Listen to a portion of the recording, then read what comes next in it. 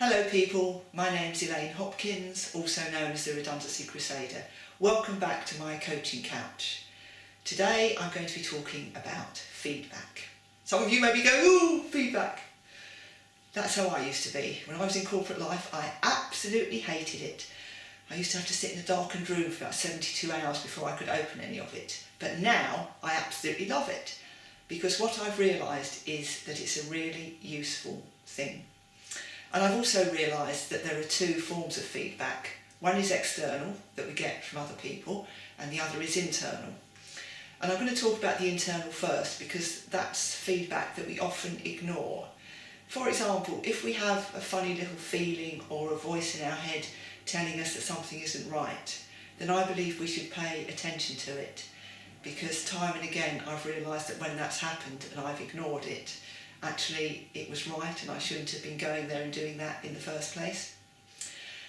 And because we're so divorced from that, I think we need to start paying attention to where we get those feelings, what the voice sounds like, however it comes. So just set yourself a little task. Actually, it's not a task, because that sounds like it's boring and difficult to do. It's a little expedition.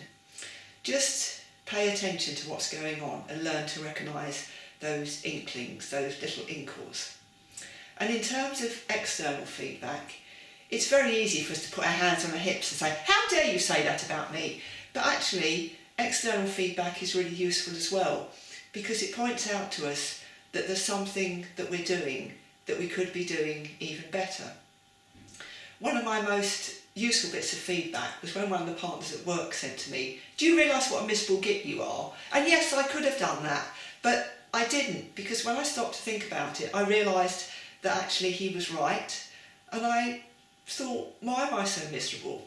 And because he pointed that out to me, it helped me to deal with the things in my life that were making me miserable. So let's just see what happens when we start paying attention to both kinds of feedback.